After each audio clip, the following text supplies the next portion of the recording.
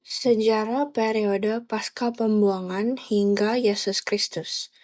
Ini adalah bagian ke-6 dalam buku Janji dari Perjanjian Kekal, yang adalah buku kelima dalam seri Sejarah Penebusan. Mari kita baca dalam Daniel pasal 11 ayat 1-4, Daniel pasal 11 ayat 1-4. Mari kita baca bergantian, saya akan baca ayat 1. Seperti dahulu aku juga menampinginya untuk menguatkan dan menyokongnya, yakni pada tahun pertama pemerintahan Darius orang Media itu. Oleh sebab itu aku akan memberitahukan kepadamu hal yang benar. Sesungguhnya 3 raja lagi akan muncul di negeri Persia, dan yang keempat akan mendapat kekayaan yang lebih besar dari mereka semua.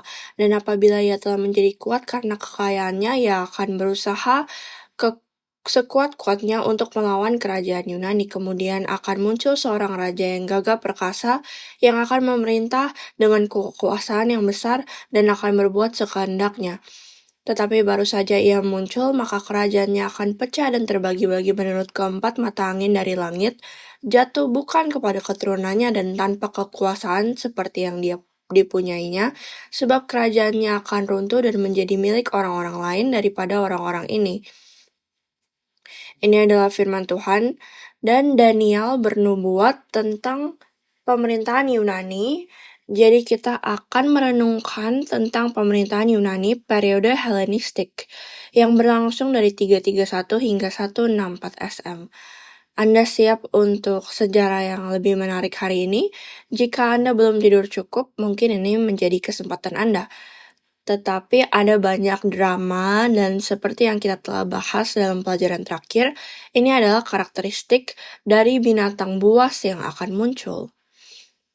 Ini adalah hal-hal yang dilakukan binatang buas, dan ini sangat relevan bagi kita yang hidup di akhir zaman, karena Wahyu berbicara tentang binatang buas yang bangkit. Dan mereka akan memerintah dunia, mereka akan berkuasa, dan bahwa mereka pada akhirnya akan dihancurkan. Dan sejarah itu digambarkan oleh sejarah ini yang sudah terjadi. Dan melalui Daniel, Allah menunjukkan kepada kita dan bernubuat tentang keempat binatang buas yang akan muncul. Gambar-gambar ini berbagai bagian dari berhala, dan sekarang melalui sejarah yang terjadi, kita melihat seperti apa binatang itu. Dan ketika orang-orang yang seperti binatang, seperti yang dikatakan Rasul Paulus dalam Roma pasal 1 ayat 23, orang-orang telah menukar gambar Allah dengan gambar binatang itu. Bagaimana mereka berperilaku? Bagaimana mereka memimpin dunia ketika mereka mengambil kendali? Ini bisa dijawab dengan melihat sejarah ini. Jadi mari kita berikan telinga dan perhatian kita kepada sejarah dan pikirkan apakah hidup saya dipimpin oleh binatang itu atau oleh Tuhan kita, oleh Allah, Raja yang sejati. Jadi Yunani periode Helenistik dimulai dengan Alexander Agung, anak dari Philip, dan gurunya adalah Aristoteles. Dan Yunani pada awalnya bukanlah sebuah negara atau bangsa, tetapi konfederasi longgar dari kota-kota yang bertembok. Tetapi ketika Philip meninggal, Alexander menggantikan taktanya. Dan dia adalah seorang pemuda yang sangat ambisius, berusia 22 tahun. Memiliki ambisi untuk apa? Siapapun yang berusia sekitar 22 tahun, apakah Anda memiliki ambisi dalam 10 tahun ke depan dalam hidup Anda akan menggulingkan dan menaklukkan seluruh dunia ini? Siapapun? Alexander Agung tidak disebut agung tanpa alasan. Dia memiliki ambisi itu dan dia memenuhinya.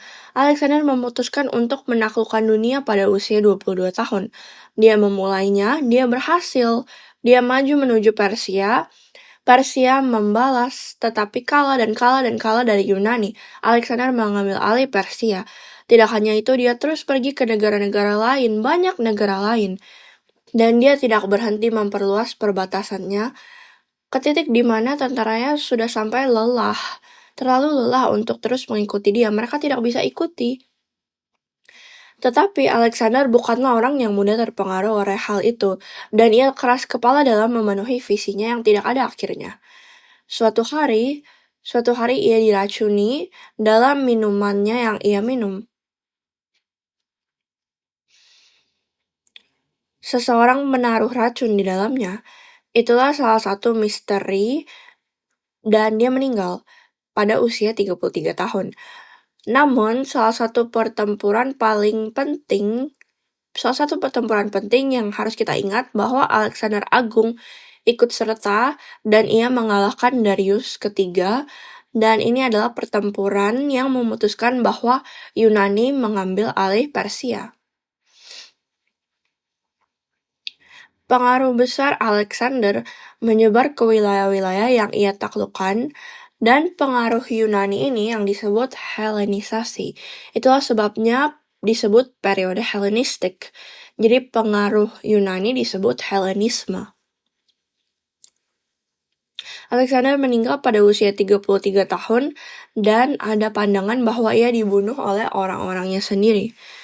Setelah ia meninggal, ada 4 jenderal. Nama-nama mereka adalah Ptolemaios, Seleukos, Lysimachos, dan Kassandros. Setelah Alexander meninggal, keempat jenderal ini membagi wilayah kekaisaran sesuai dengan yang Anda lihat di layar. Ptolemaios mengambil alih Suriah Selatan, Mesir, Palestina. Seleukos atau dikenal sebagai Seleucid mengambil Suriah Utara dan Mesopotamia. Lysimachos Asia Kecil, dan Kassandros mengambil alih Yunani dan Makedonia. Kemudian kekuatan-kekuatan berubah saat mereka saling berperang dan menaklukkan satu sama lain. Sehingga batas-batas negaranya akan berubah nanti. Kita akan membahas sedikit tentang itu nanti, tetapi sebagai bahan diskusi, mari kita ambil jalan lain dan pikirkan tentang Helenisasi ini. Pengaruh seperti apakah Helenisasi ini? Ini adalah ide yang penting yang menjadi latar belakang periode Perjanjian Baru.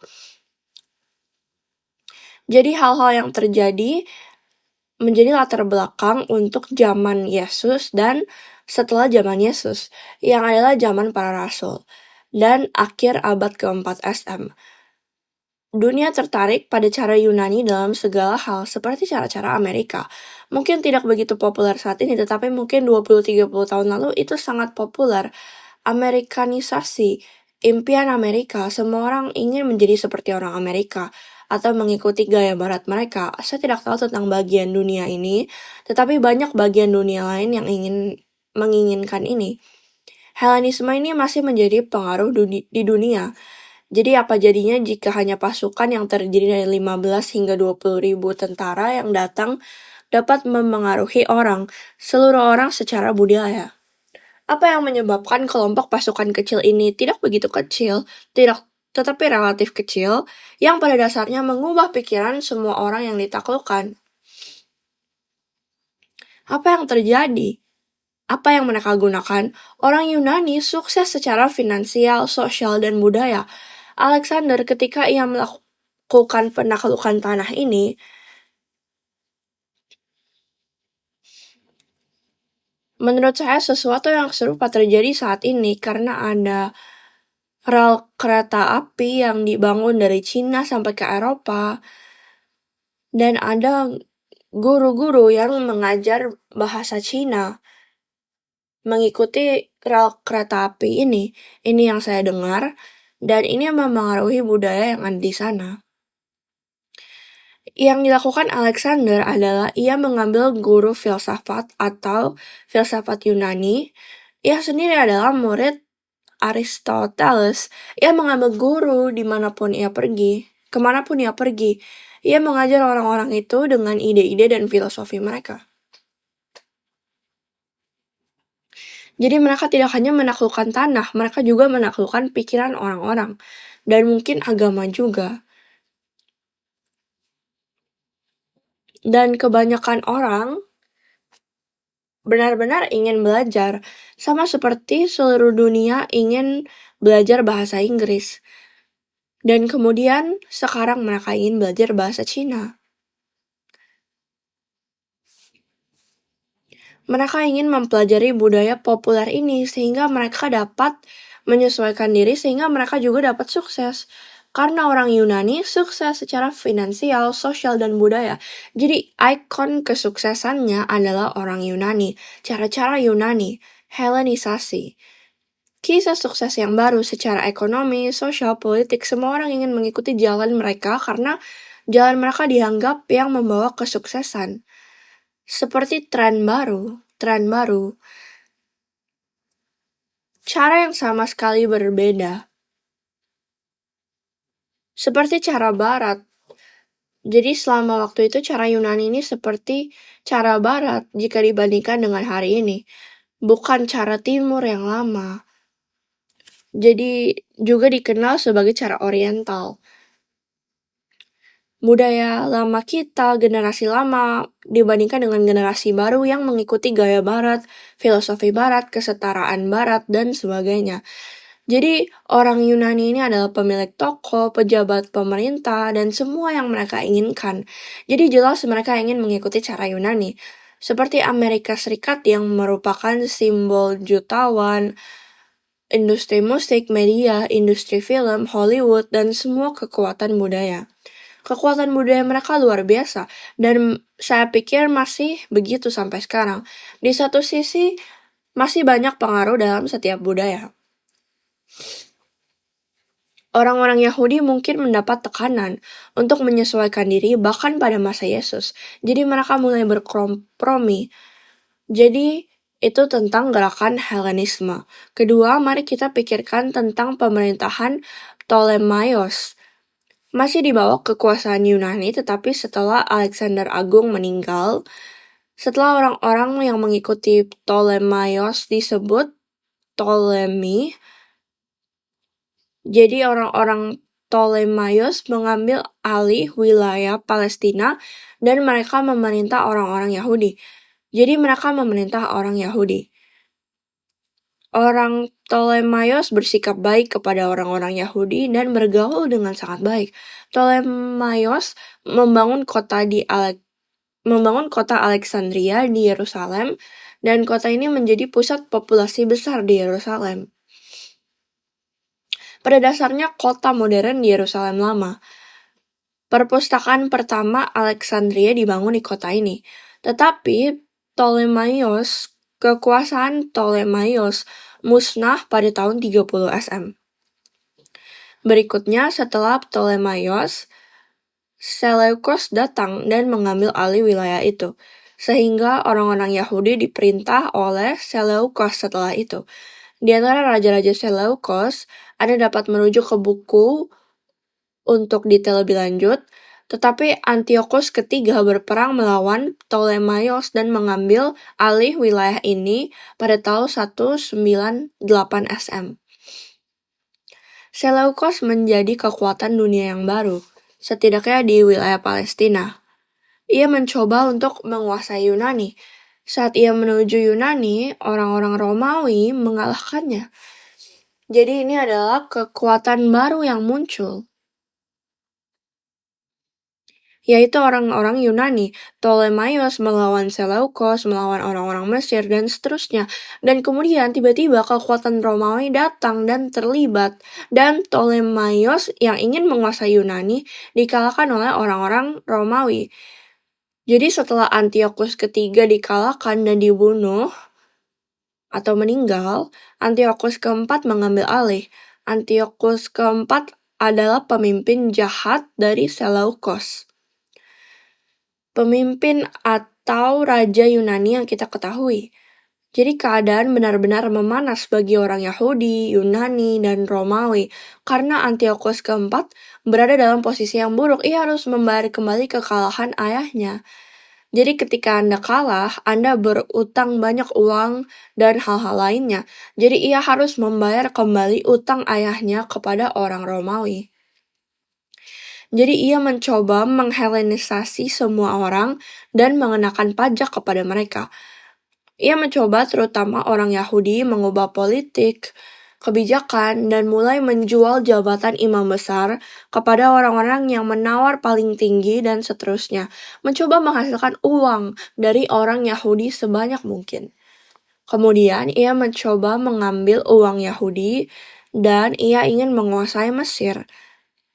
Tetapi ia gagal, seperti ayah dan seperti anak. Ayah ingin menguasai Yunani, ia gagal. Sekarang orang ini, Antiochus keempat, ia memiliki utang besar untuk dilunasi.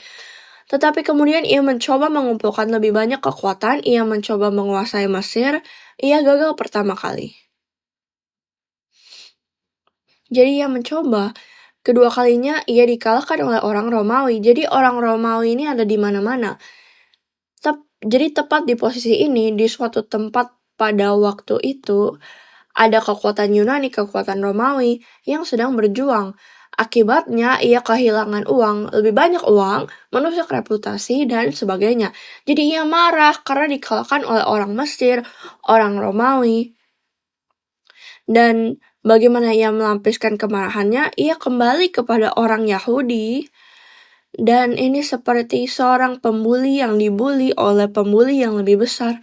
Dan kembali dan memukuli adik laki-lakinya. Saya tidak tahu apakah ini masuk akal. Jadi dengan kemarahan yang besar, ia melarang Yudaisme dan memaksakan penyembahan babi hutan, dan dewa-dewa Yunani, terutama Zeus. Bangsa Yahudi hidup di bawah penindasan semacam ini selama beberapa waktu, tetapi mereka tidak bisa menerimanya lagi. 167 SM mereka bangkit. Dinasti Seleukos musnah pada tahun 63 SM. Jadi ini transisi ke pengaruh Hasmonean pada perjanjian baru. Perjuangan untuk kemerdekaan mereka dari tahun 167 hingga 142 SM. Matatias adalah salah satu orang yang memimpin pemberontakan bersama kelima putranya. Ia memulai perang gerilya dan semua bermulai ketika suatu hari seorang pejabat atau prajurit di bawah Antiochus IV memaksa orang-orang Yahudi untuk mengorbankan babi di altar Allah, di bait suci mereka. Dan Matatias tidak tahan lagi. Ia pergi ke altar dan ia membunuh pejabat Seleukos dan revolusi pun dimulai.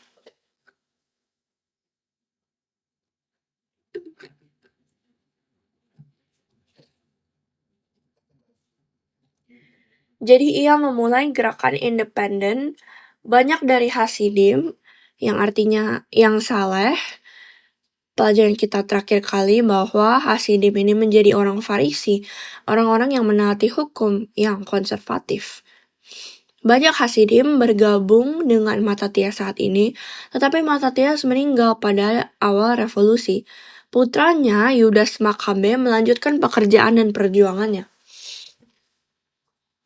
166 hingga 160 SM. Makabe adalah panggilan yang berarti palu. Dan ia memulai periode Makabean. Jadi semua keluarga yang sama ini mengarah ke dinasti Hasmonean. Tetapi selama masa perang ini, masa gerakan kemerdekaan, disebut periode Makabean. Dan ia adalah seorang pejuang yang hebat. Ia mengubah perang gerilya ini menjadi unit militer yang terorganisasi. Mereka kalah jumlah oleh Seleukos, tetapi Seleukos meremehkan mereka. Dan Makabean ini mereka termotivasi dan terorganisasi. Serangan mendadak dan seterusnya sangat-sangat baik dan strateginya bagus. Pada tahun 164 SM, ia menguasai Yerusalem, menyucikan bait suci, dan mendeklarasikannya sebagai hari libur, dan itulah Hanukkah.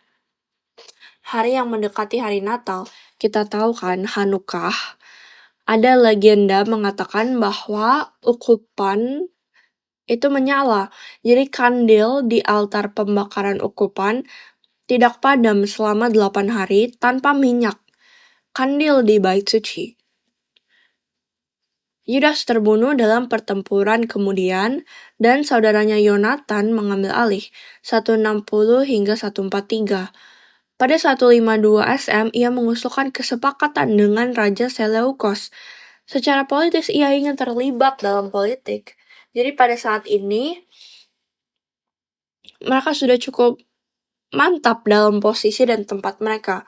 Jadi kaum Makabe memiliki kekuatan mereka, orang-orang mengikuti, mereka masih berperang dengan kaum Seleukia, tetapi Yonatan karena dia diplomatis,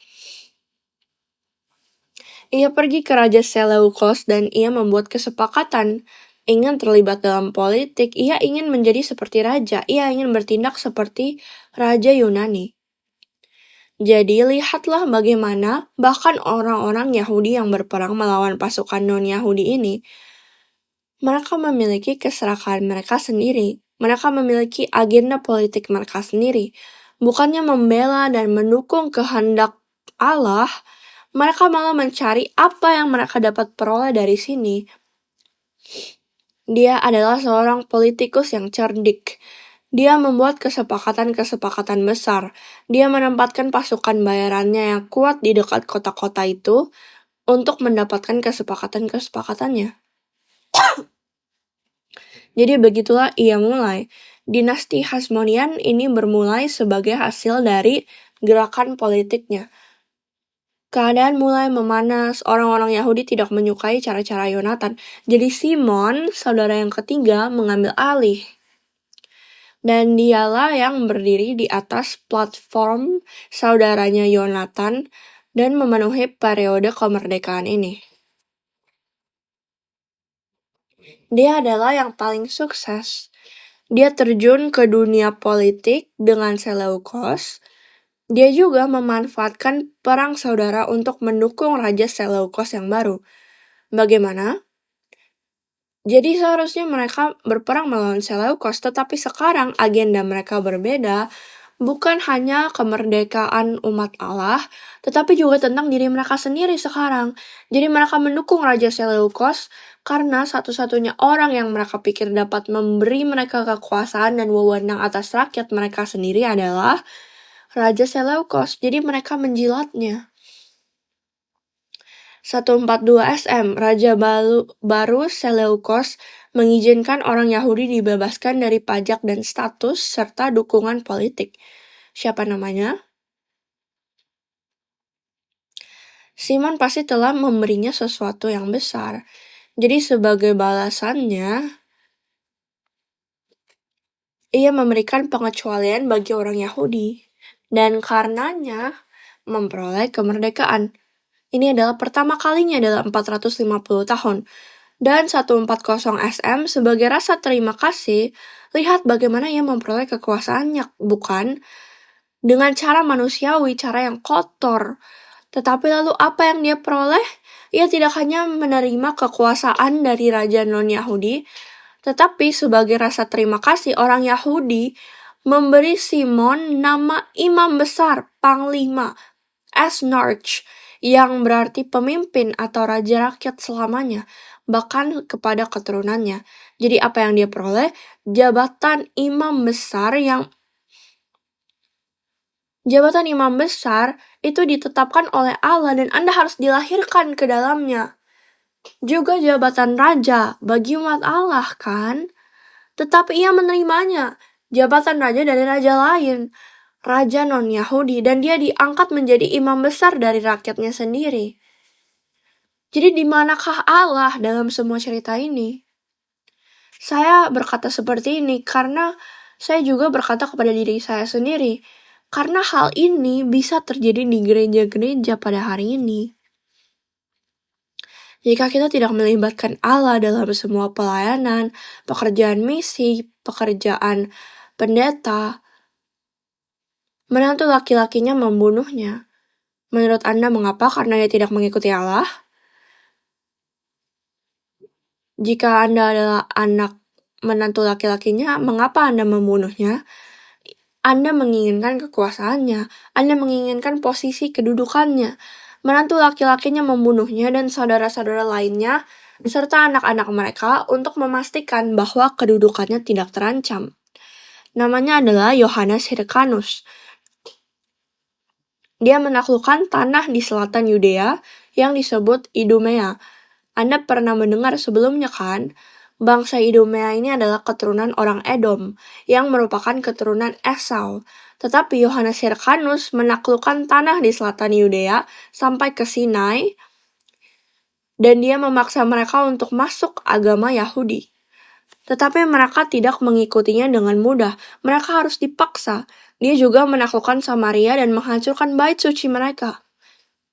Dan di sini saya sudah berbicara membagikan tentang Hasidim dan orang Farisi yang muncul selama kembalinya dari Babel kan. Mereka adalah orang-orang Yahudi konservatif yang mulai menonjol. Selama masa itu mereka tidak setuju dengan tindakan Hyrcanus. Ketika Hyrcanus melakukan ini, para musuh orang Yahudi kemudian mengikuti hukum dengan ketat, menekankan tentang pemeliharaan Sabat dan pemeliharaan hukum Taurat. Tetapi kemudian mereka memiliki agenda politik mereka sendiri di balik layar, dan kemudian muncullah kaum Saduki. Selama masa ini, dan mereka adalah sekelompok orang Yahudi yang secara politik dan sosial lebih terhelenisasi. Ada Hasidim yang konservatif, kaum Farisi dan kaum Saduki. Ini adalah kelompok orang yang lebih cerdas, modern, kaya, yang tidak terlalu religius. Mereka lebih sekuler dan lebih politis, oke? Dan mereka adalah orang-orang yang benar-benar tidak keberatan berasimilasi dalam budaya Yunani. Dan mereka tidak benar-benar menganggap penting untuk menjaga aturan konservatif dan cara-cara Yudaisme mereka. Jadi kaum Hasidim, kaum Farisi, dan kaum Saduki, mereka selalu tidak setuju terhadap setiap masalah. Ini seperti Republik dan Demokrat, saya tidak tahu. Ini seperti dua pihak yang berbeda dalam satu negara. Mereka pikir tugas mereka adalah untuk selalu tidak setuju dengan pihak lain. Para bangsawan, kaya, berkuasa, menyukai apa yang dilakukan Hyrcanus. Bukan secara religius, tetapi itu baik untuk bisnis mereka. Lalu datanglah Aristobulus. Ia menaklukkan Galilea. Penduduknya terdiri dari orang-orang kafir seperti Idumea. Orang-orang ini dengan mudah berpindah agama ke Yudaisme. Tidak seperti orang Idumea, Galilea adalah daerah pedesaan. Seperti orang-orang desa yang berbicara dengan aksen orang-orang desa, dan disinilah Yesus berasal, seperti yang orang-orang rasakan. Jadi bayangkan bagaimana orang-orang memperlakukannya. Lalu kemudian muncul Alexander Irenaeus.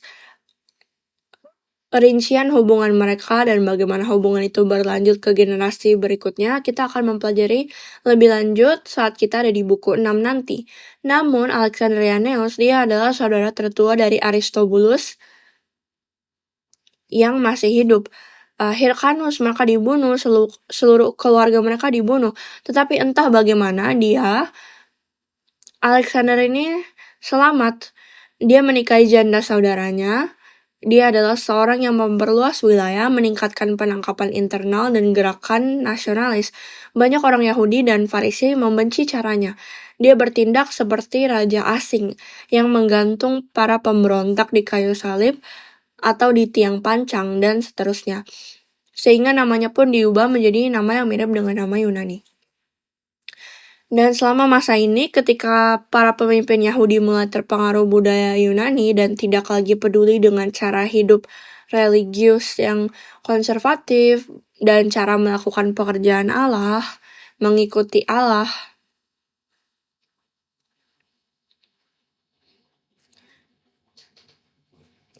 datanglah sekelompok orang,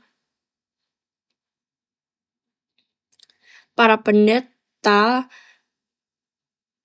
atau pada zaman itu imam, dan orang-orang yang menekankan kemurnian. Mereka disebut kaum Eseni. Mereka pergi ke utara, ke Damaskus, dan mereka membentuk sebuah komunitas. Mereka berdoa untuk kemurnian Yudea. Mereka terobsesi dengan kemurnian. Mereka membuat naskah Laut Mati yang pada dasarnya menyalin atau menuliskan manuskrip. Mereka menyimpannya dalam guci tanah liat dan diawetkan secara ajaib.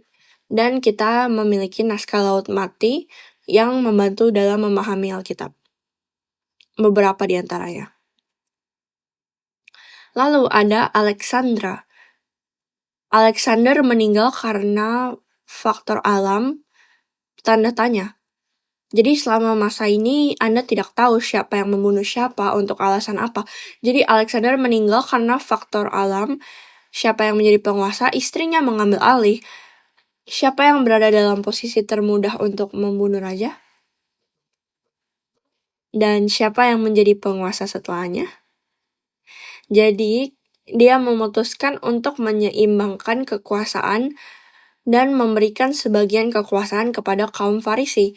Alexander memberikan sebagian besar kekuasaan kepada kaum Saduki, tetapi istrinya, Alexandra, ingin memberikan lebih banyak kekuasaan kepada Farisi. Jadi selama masa ini, pemerintah yang memimpin Kongres disebut Sanhedrin. Dan sejak saat itu, di bagian legislatif pemerintah, Sanhedrin yang hanya mengizinkan 70 orang, sekarang menjadi seimbang. Dulu jumlahnya kaum Saduki lebih banyak, sekarang ia memasukkan lebih banyak Farisi dan mengusir kaum Saduki. Keadaan mulai memanas. Hyrcanus II adalah putra dari Alexandra, tetapi ia menggantikan ibunya ketika ibunya meninggal, dan kita tidak tahu apa yang menyebabkan kematiannya lagi. Perang saudara dimulai dan orang-orang mengutamakan saudara Hyrcanus. Orang-orang tidak begitu menyukai Hyrcanus kedua. Jadi perang saudara dimulai dan saudara Hyrcanus diutamakan dan mengusir Hyrcanus dalam waktu 1 tahun. Dan saudaranya ini namanya adalah Aristobulus II. Ia mengambil alih posisi saudaranya dan dibunuh oleh Antipater yang cerdas dan cekatan.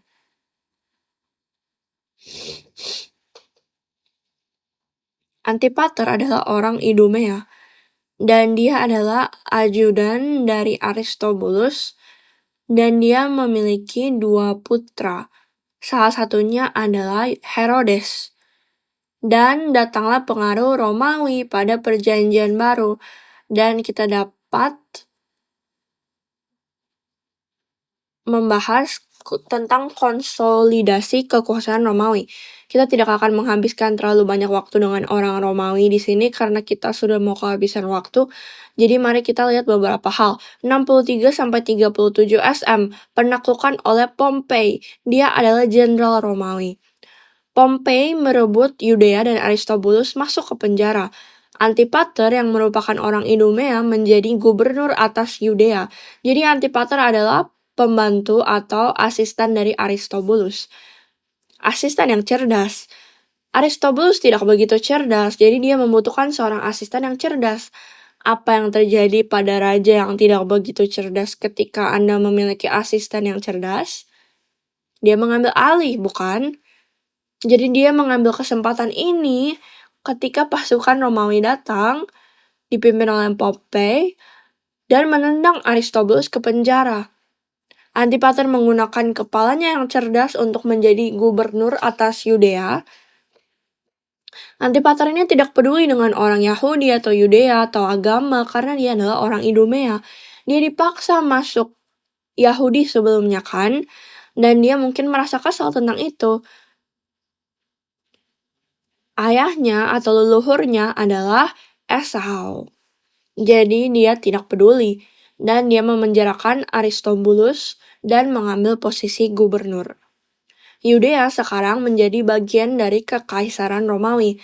Sampai saat itu adalah pengaruh Yunani. Bahkan Seleukos adalah orang-orang Yunani. Antipater dan penyelamatan Julius Caesar. Sekarang pada tahun 49 SM, Julius Caesar berkuasa di Roma. Pompei hanyalah seorang jenderal. Julius adalah kaisar, oke? Dia berkuasa di Roma. Dia adalah seorang jenderal dan dia menulis tentang kisah-kisah perangnya yang sukses. Ketika ia menginginkan kendali Romawi, ia melawan Pompei. Pompei melarikan diri ke Mesir demi keselamatannya. Melarikan diri dari pasukan, jadi ini adalah orang-orang Romawi yang saling bertarung satu sama lain untuk menguasai wilayah ini kan. Jadi Pompei melarikan diri ke Mesir. Dia percaya atau mengira bahwa Ptolemaios kan masih berkuasa di Mesir. Dia percaya bahwa mereka tidak akan melakukan apapun selain membiarkannya bersembunyi di Mesir. Mesir pada saat itu kuat secara ekonomi karena banyak orang Yahudi tinggal di sana. Ptolemaios ke-13 yang berusia 13 tahun adalah Raja Mesir pada saat itu. Dan dia kaya, bangsanya kaya karena siapa? Karena orang-orang Yahudi yang tinggal di Mesir. Jadi sebagai seorang raja, siapa yang ingin Anda miliki di pihak Anda? Ptolemaios yang ke-13 itu 13 tahun, berusia 13 tahun. Aku ingin berbuat baik kepada orang-orang Yahudi yang memberiku banyak uang. Jadi apa yang dia lakukan? Ia ingin menjadi pahlawan dan membunuh Pompei. Ia berkata, Pompei, ia menaklukkan tanahmu, membunuh nenek moyangmu, mengakhiri dinasti Hasmonean. Aku akan berbuat baik kepadamu, aku akan membunuhnya untukmu. Dan di sini Julius mengetahui ini. Julius ini juga Julius ini gila. Dia marah dan dia berkata, aku ingin membunuh Pompei. Emangnya kamu pikir kamu siapa? Raja berusia 13 tahun sampai kamu membunuh Pompei saat aku ingin membunuhnya. Jadi dia marah. Jadi dia mengumpulkan pasukannya dan pergi ke Mesir untuk berperang. Untuk alasan apa? Karena mereka membunuh orang yang ingin aku bunuh. Jadi, tetapi dia meremehkan Ptolemaios. Jadi dia membawa 2 prajurit kecil dan kalah jumlah oleh orang Mesir. Dan ia dikepung oleh mereka. Dan kemudian Antipater, si oportunis ini, datang untuk menyelamatkan Julius. Julius menjadikannya warga negara Romawi dengan pengecualian wajib militer. Salah satu alasan mengapa saya ragu untuk menjadi warga negara Singapura adalah karena mereka mungkin akan memasukkan saya ke militer dan membiarkan saya melakukan NS. Tidak, saya hanya bercanda. Namun, sungguh hak yang luar biasa. Kewarganegaraan Romawi tanpa harus bertugas di NS, National Service. Jadi, dia memberikan gelar ethnarch yang pada dasarnya adalah seorang raja. Antipater yang merupakan asisten dari bangsa yang ditaklukkan oleh orang-orang Yahudi, sekarang menjadi raja atas orang-orang Yahudi, yang karena dia menyelamatkan Julius. Sekarang kita akan membahas Antigonus, napas terakhir dari Hasmonean. Antigonus merupakan benih atau orang yang berasal dari dinasti Hasmonean. Nah, Antipater memiliki 2 putra, seperti yang saya sebutkan sebelumnya, Phasael dan Herodes. Kemudian Herodes mengambil alih Yudea. Tapi Antipater, ayahnya, yang menyiapkan panggungnya kan. Jadi di bawah Antipater, orang Yahudi diizinkan untuk berkumpul, bertemu bersama, tapi harus izin dulu. Mereka berada di bawah darurat militer dan pertemuan ditinggalkan. Mereka pasti memiliki semacam tindakan COVID-19 di sana. Pertemuan ditinggalkan karena mereka mungkin membentuk massa dan memulai kerusuhan atau pemberontakan, dan dengan demikian lebih dari 3 atau 4 orang tidak dapat bertemu bersama. Jadi lebih parah dari COVID-19. 44 SM, Julius dibunuh dan setahun kemudian Antipater juga dibunuh. Orang-orang Yahudi melihat ini sebagai kesempatan untuk akhirnya mendapatkan kembali kemerdekaan mereka karena Antipater diberi nama Etnar sebagai raja atas orang-orang Yahudi oleh Julius. keduanya telah meninggal, jadi ini adalah kesempatan untuk mengambil alih kemerdekaan mereka. Tetapi orang luar melihat ini sebagai kesempatan untuk mengambil alih. Tanah ini milik orang Yahudi kosong dari raja, tidak ada raja. Jadi para partisan di bawah Antigonus di bawah dinasti Hasmonean yang agak disingkirkan, melihat ini sebagai kesempatan untuk mendapatkan kembali kemerdekaan. Jadi Antigonus datang dan mengambil alih. Para Hasmonean ini memainkan peran besar di sini, dan kedua putra Antipater mereka pikir mereka akan menikmati kemewahan dan otoritas di bawah ayah mereka Antipater, tetapi tiba-tiba ia dibunuh. Jadi mereka tidak punya tempat untuk dituju. Fasael di bawah tekanan ini, ia bunuh diri. Tetapi Herodes adalah orang yang pintar. Herodes melarikan diri ke Roma dan menunggu sama seperti ayahnya. Dia adalah seorang oportunis. Ia menunggu kesempatan yang tepat.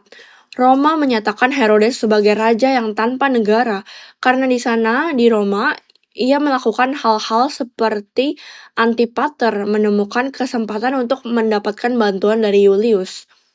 Herodes melakukan hal yang sama di Roma terhadap Kaisar.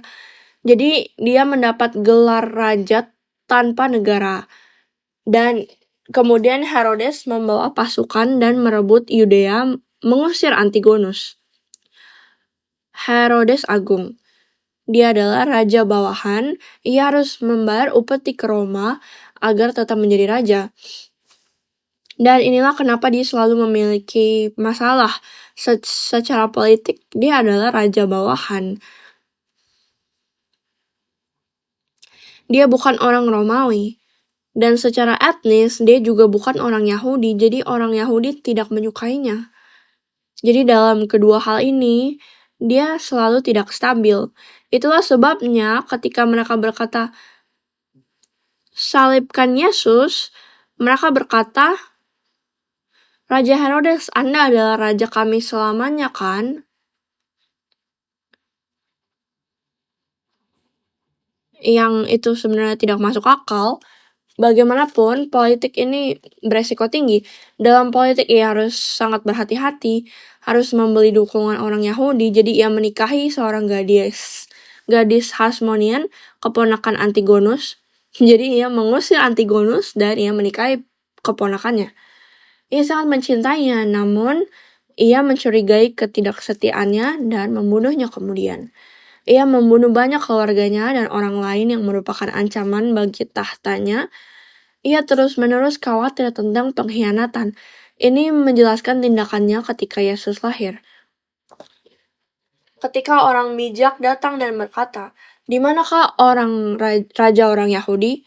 Akulah raja orang Yahudi, bukan kamu, raja orang Yahudi yang sebenarnya. Ya ampun, ini membuat dia menjadi sangat gila. Begitu gilanya sampai ia ingin membunuh semua anak laki-laki yang lahir di sekitar waktu itu. Orang mungkin berpikir, bukankah orang lain mencoba membunuhnya sejak ia membunuh mereka? Jadi Jenderal Romawi Antony jatuh cinta kepada Cleopatra dari Mesir. Ia menginginkan sebuah kota dan Yerusalem adalah kota yang bagus. Herodes menjilat dengan menamai kota-kota dengan namanya.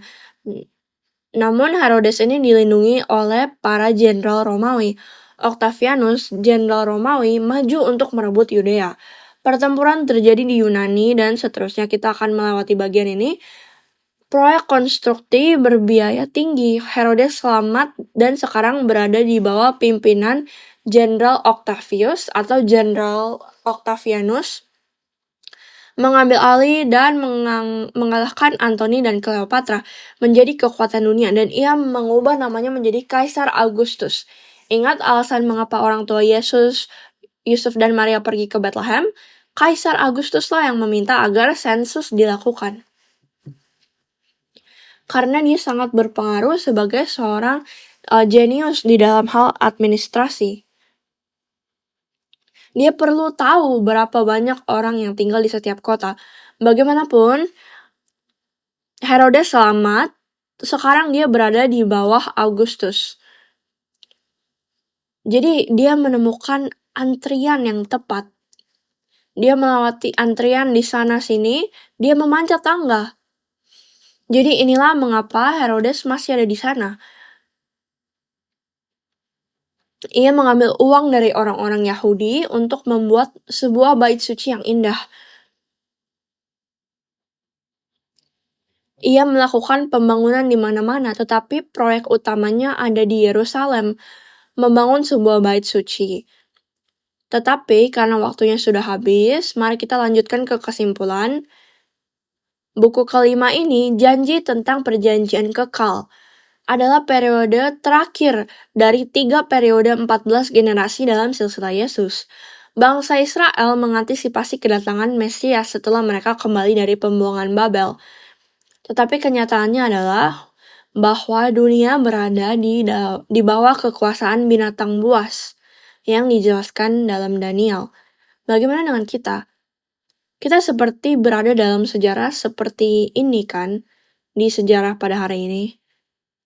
Kita sedang menunggu Tuhan untuk datang kembali, tetapi kenyataannya adalah dunia kita berada di bawah kekuasaan binatang buas. Tidak hanya dalam arti politik, tetapi mungkin juga arti rohani. Bagaimana dengan kita secara individu? Yesus datang untuk memulihkan gambar Allah dengan memulihkan firman dan roh yang telah hilang dari manusia. Apakah kita mengikuti gambar binatang itu dan cara-cara binatang itu? Dengan namanya, sama seperti mereka yang mereka lakukan dengan nama Hasmonean, dengan nama orang Yahudi, dengan nama orang Kristen, atau orang percaya, pengikut Yesus Kristus.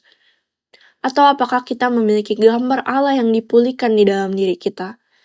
Ini adalah nubuat tentang masa-masa yang dibicarakan dalam kitab Wahyu, dan umat Allah akan ditangkap di Babel rohani, dan kita akan menyembah binatang-binatang itu.